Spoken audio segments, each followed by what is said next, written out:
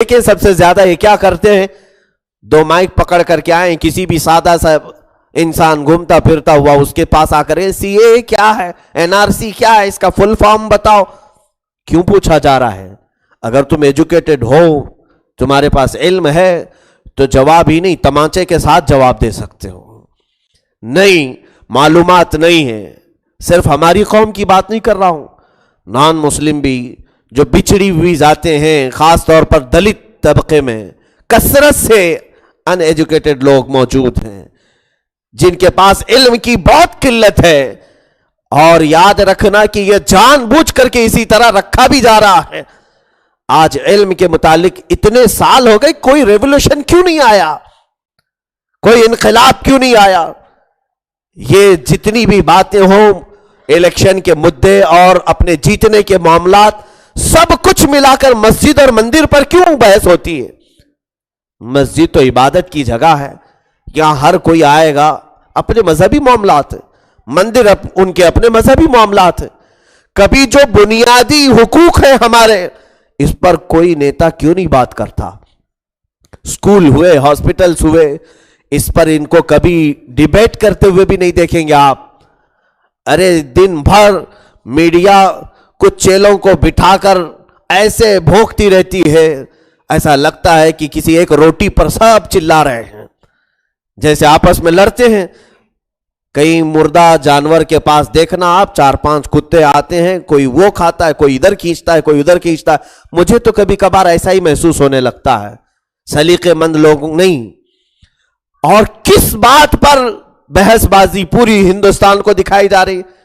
पाकिस्तान, मस्जिद, मंदिर, फलाने ये कहा, देशद्रोही कौन है, देशभक्त कौन है, इसी पर कुल मिलाकर टीवी के 24 घंटे गुजर जाते हैं। इन मीडिया वालों ने कभी भी ये नहीं दिखाया कि हमारे मुल्क में कितने परसेंट अब अनएजुकेटेड लोग हैं, बढ़ती हुई जा रही है तादाद। 70 साल में तरक्की का वो दौर आ चुका जहां दूसरे ममालिक कहां से कहां को पहुंच गए। अरब के वो बद्दू लोग जो ऊंट चराते थे, बकरियां चराते थे, आज वो दुनिया के बड़े पॉश ममालिक का मुकाबला करने की तैयारी कर रहे हैं। पूरी दुनिया दुबई में जाकर बैठी हुई है। दुबई वाले कोई बहुत पहले के नहीं है, इनकी 60-70 साल पुरानी तारीख देखो। सिर्फ 60-70 साल की इस तारीख में वो कहां से कहां को पहुंचे हुए। इल्म की तरफ भी तवज्जो दी। मैं खुद अभी 2 महीने कबल सऊदी अरबिया में एक नौजवान के मुतालिक मुझे खबर मिली, मदीना शरीफ के रहने वाले हैं, 33 ईयर्स है, 33 साल का नौजवान है, और उसने एक ऐसा सॉफ्टवेयर बनाया, क्लासेरा या कुछ नाम से, जो सऊदी की पूरी स्कूलों को उसने पूरी स्कूलों को ऐसा डिजिटल बनाया कि तमाम एग्जाम के लेकर, एडमिशन के लेकर सारे मामलात एक ही साइट पर हैं। वो खुद ही कंप्यूटर उनको सवाल बना करके दे देगा, वही चेक करेगा, वही रिजल्ट भी निकालेगा। कोई किसी के करप्शन के, किसी उस्ताद के अमल दखल कुछ नहीं है। उस सॉफ्टवेयर में आपने सिर्फ इतना डाल दिया कि मुझे 10 क्वेश्चन चाहिए इस टॉपिक के, वो फौरन 10 क्वेश्चन खुद ही तैयार करेगा। और जब जवाब सारे लोग लिख देंगे, इसको जैसे ही उसमें सबमिट किया जाएगा, वो खुद ही चेक करके नंबर भी दे करके निकाल देगा। ये एक 33 साल नौजवान है जो इल्म में इतने आगे को है, हमारी उम्र का होगा।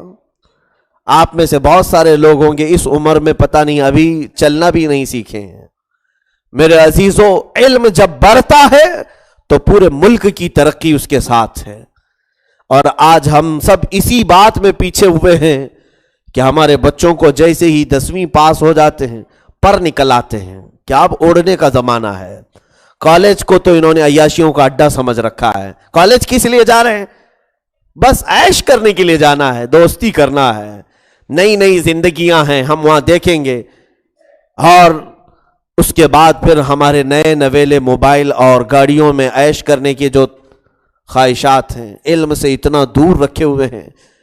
हमारे बच्चों में से मेरे अजीजों, इसको बुरा लगता हो माफ करें, 100 बच्चों को अगर हमने आपस में देखा हो तो उसमें से 5 या 10 सिर्फ पढ़ने की طلب رکھتے ہیں، شوق رکھتے ہیں، اور ان کے بھی ساتھ ان کے گھروں کے معاملات الگ ہیں۔ گھر سے ماں باپ کمزور ہیں، انہیں کمانے کی پڑی ہے۔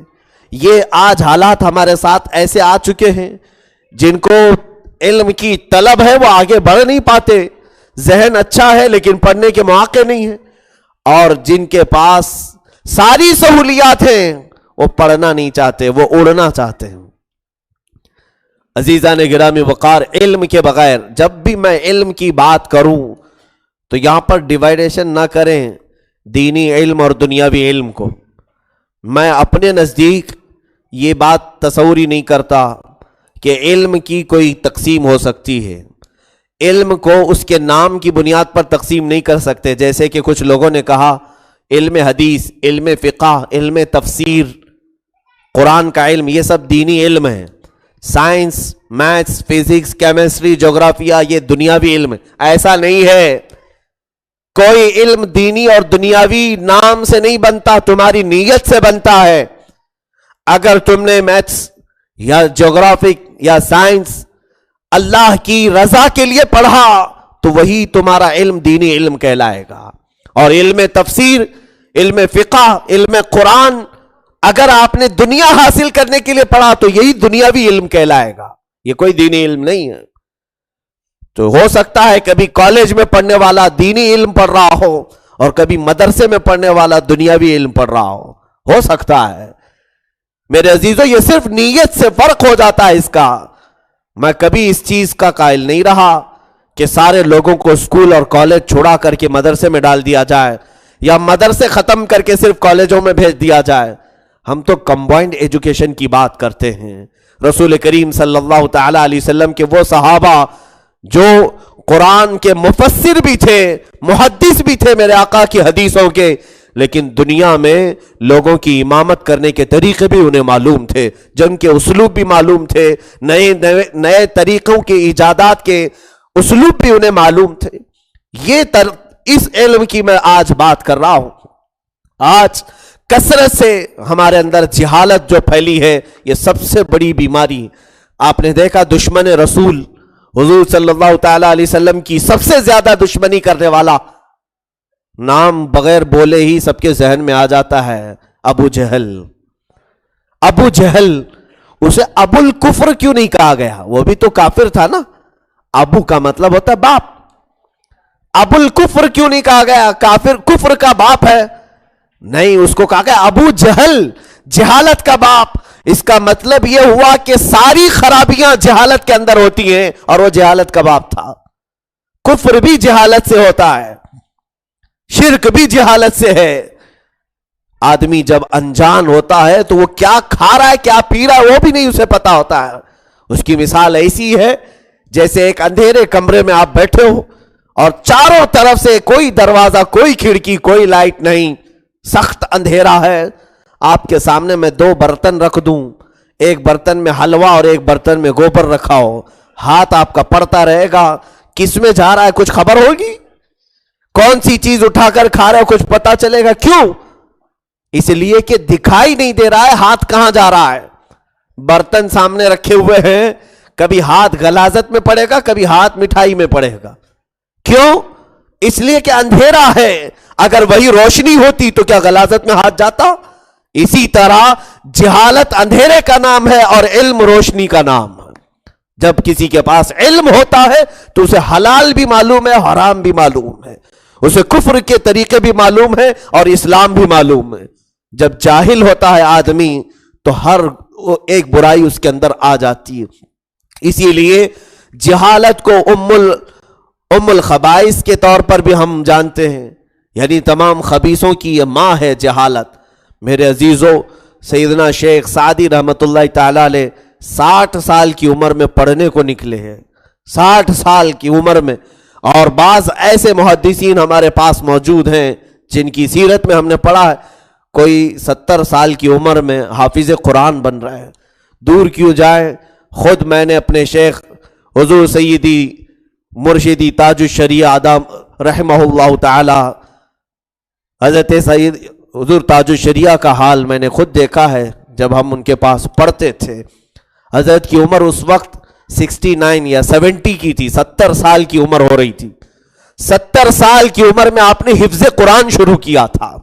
روزانہ حفظ کرتے تھے اور ہمیں سناتے تھے. جو طالب علم سامنے بیٹھا ہے کبھی انہوں نے اپنے آپ کو یہ عیب نہیں محسوس کیا، جبکہ وہ قاضی القضات فی الہند تھے، پورے ہندوستان کے قاضیوں کے چیف تھے آپ، اور علماء میں عالم علماء تھے، تمام علماء میں سب سے زیادہ علم رکھنے والے، جن کو باہر ملکوں میں بھی بڑے بڑے علماء اپنے سروں کا تاج سمجھتے تھے.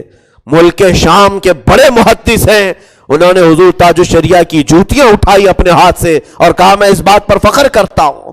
ہندوستانی اتنے بڑے عالم کی بات کر رہا ہوں، اعلیٰ حضرت کے علوم کے وارث 70 سال کی عمر میں جا کر قرآن اٹھا کر وہ حفظ کر رہے ہوں، تو آج ہمیں کیا تکلیف ہے؟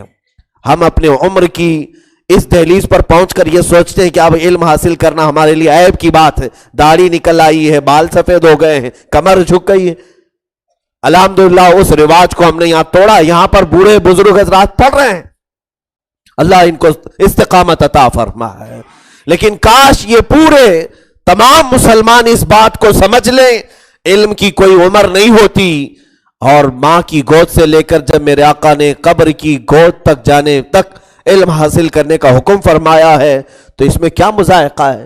حضرت امام محمد رضی اللہ تعالیٰ عنہ جو امام اعظم ابو حنیفہ کے بہت ہی قریبی شاگرد ہیں، ان کا آخری وقت تھا، روح نکلنے کے قریب ہے، بستر پر ہے.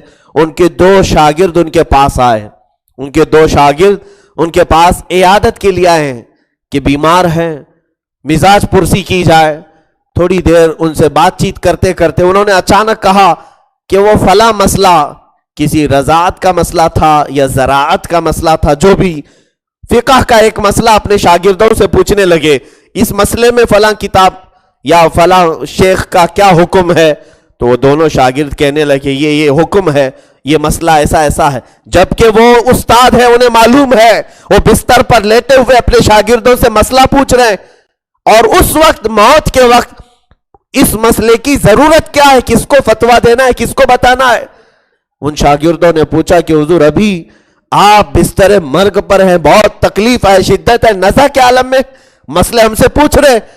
امام محمد فرماتے میں یہ چاہتا ہوں کہ حدیث رسول پر عمل ہو جائے. میرے آقا نے فرمایا ماں کی گود سے لے کر قبر میں جانے تک علم حاصل کرو. میں موت کو بہت قریب دیکھ رہا ہوں، میں یہ چاہتا ہوں کہ علم حاصل کرتے کرتے میں قبر تک چلا جاؤں. وہ شاگرد ابھی بات ہی کر رہے تھے، تھوڑی دیر کے بعد آپ کی روح نکل گئی. یہ ہمارے ائمہ کرام. امام مسلم جو بخاری شریف کے بعد سب سے بڑی کتاب مانی جائے ہماری شریعت میں، اس کو لکھنے والے امام مسلم بن حجاج قشیری رضی اللہ تعالیٰ، جانتے آپ ان کی وفات کیسے ہوئی، ان کی موت کیسے ہوئی؟ علم حاصل کرنے کا اتنا شوق تھا کہ ایک رات بیٹھے کچھ حدیثوں میں وہ الجھ گئے، حدیثیں تلاش کرتے رہے، اپنی پرانی حدیثیں لے کر بیٹھے تھے اور آنکھ پلٹتے تھے، حدیث ڈھونڈتے تھے، یہ حدیث یہاں تھی، یہ حدیث یہاں تھی. رات کو وہ اتنا منہمک ہو گئے تھے، کسی نے کھجور کا ایک ٹوکرا آپ کے بغل میں رکھ دیا، کھجوروں کا ایک ٹوکرا آپ کے بغل میں رکھ دیا، اور آپ وہ حدیث ڈھونڈتے تھے، ایک کھجور اٹھاتے کھاتے تھے، ادھر سے کھجور اٹھا رہے کھا رہے ہیں. رات پوری گزر گئی ان حدیثوں کے معاملات کو حل کرتے کرتے، فجر کی اذان ہونے لگی، ادھر وہ کھجوروں کا ٹوکرا ہی ختم ہو چکا تھا، انہیں خبر ہی نہیں ہوئی. اور صبح کی اذان ہونے سے پہلے پہلے وہ اتنی ساری کھجوریں وہ ہیٹ کر گئی، گرم ہو گئی، اتنا گرم ہو گئی کہ فجر کی اذان ہو رہی ہے اور آپ کے ہاتھ میں وہ حدیثوں کی کتاب ہے اور آپ کی روح نکل گئی. امام مسلم بن حجاج، ان کی وفات اس طرح لکھی گئی ہے، یہ علم کے میدان میں رہے اور علم ہی ان کا کفن بن گیا، کتابیں ان کے کفن بن گئی. اور آج ہم کوسوں دور پھر رہے ہیں. میرے عزیزوں، بچوں کو ترغیب دو، علم کے لیے انہیں جتنا ہو سکے سہولیات دو، اس لیے کہ قیامت کے دن علم کی بنیاد پر. اور کچھ لوگ یہ کہتے ہیں نا تم تو پڑھے لکھے ہو، گناہ کر رہے ہو، ہم تو انجان ہیں، ہم گناہ کر رہے ہیں، چل جائے گا. تمہارے لیے ڈبل گناہ ہے. علم والا اگر گناہ کرتا ہے تو مولا اسے معاف بھی کرتے ہیں، اس لیے کہ علم تو اس نے حاصل کیا تھا اور جو جاہل گناہ کرے گا اس کی دو پکڑ ہوگی قیامت کے دن. جہالت، انجانے میں جو گناہ کیا نہیں جان کر کے، تو رب تعالیٰ کے حضور جب پکڑ ہوگی، پوچھا جائے گا تو کہے گا مجھے اس چیز کا علم نہیں تھا کہ یہ گناہ ہے. اللہ تعالیٰ اس کی ایک پکڑ فرمائے گا، تجھے علم حاصل کرنا فرض تھا، وہ علم تو نے حاصل نہیں کیا، وہ ایک گناہ، اور جو تو نے کرتوت کیا ہے وہ دوسرا گناہ. دو پکڑ ہوگی اس کی.